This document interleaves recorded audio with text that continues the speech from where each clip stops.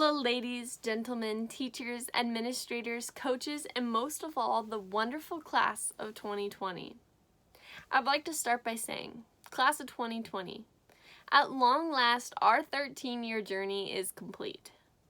Only Frodo Baggins and Samwise Gamgee could have accomplished this with more adventure and grace. Now, I know this year has been far from perfect, but it's not the end result that matters the most. It's the path we took that truly shaped us into who we are today. We've had quite a unique journey the past 18 years of our lives, starting with 9/11 and ending with this pandemic and a few murder hornets. All the events and situations that we've experienced since we were little gradually and definitely shaped our worldview into a unique perspective that only our graduating class could have. As some of the first Generation Z kids to graduate, unlike the younger Gen Z kids, we grew up with things that the previous millennial generation remembers from their childhood. Like, remember overhead projectors?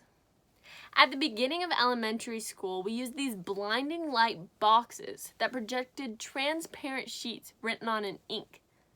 For those of us who survived, retinas intact, we got relief by seeing those replaced by smartboards as we moved into middle school.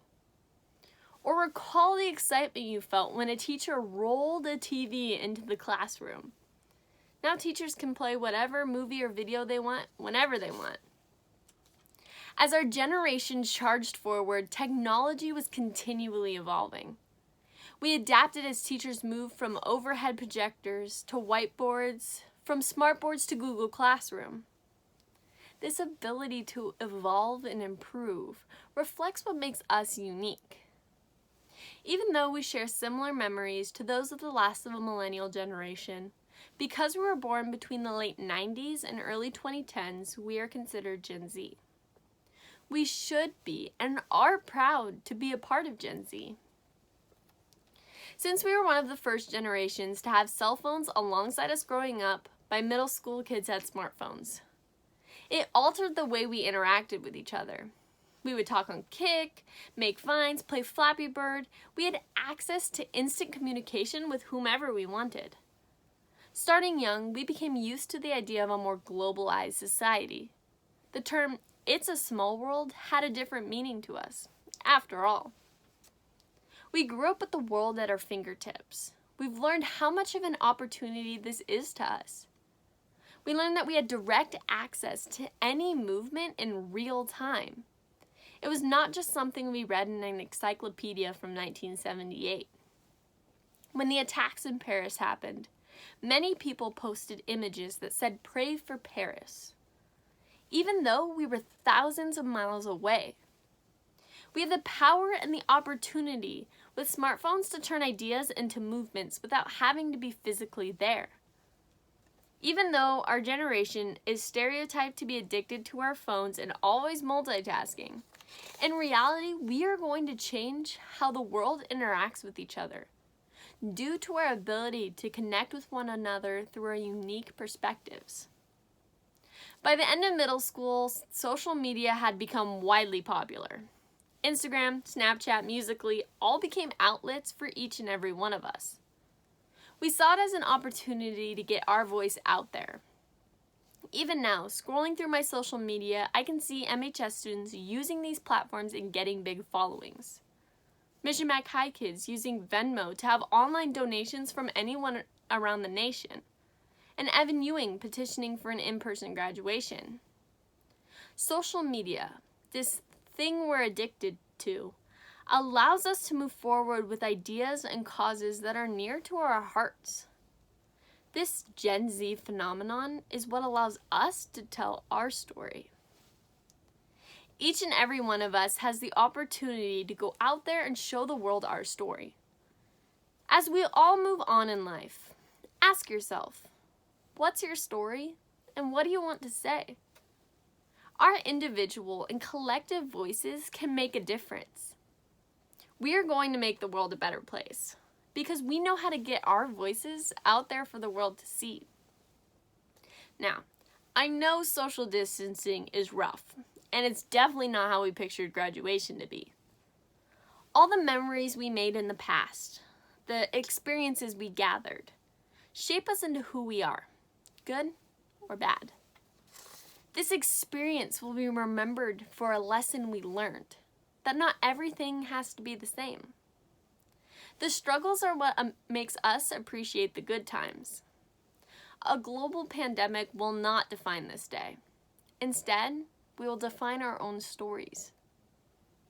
We are going to come out of this appreciating the small things, going with friends to Dutch Bros, going on frozen yogurt friend dates, and enjoying everything life has to offer. We have shown other generations that despite what the stereotypes are, our generation truly cares about other people. And we've seen most of us staying inside for the sake of keeping others safe.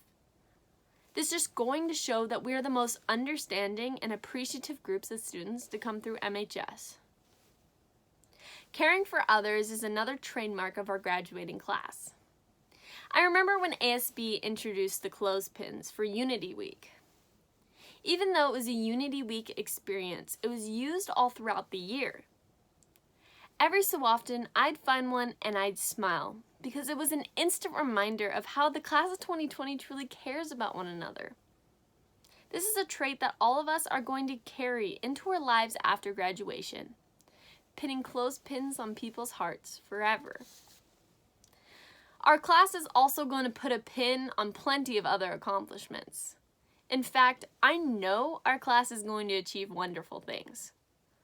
We could have the next president of the United States, like Annie or Brendan, or the next Stephen Hawking, like Ethan Hansen, or even a future Academy Award winner, like Evan, Mara, or Sergio.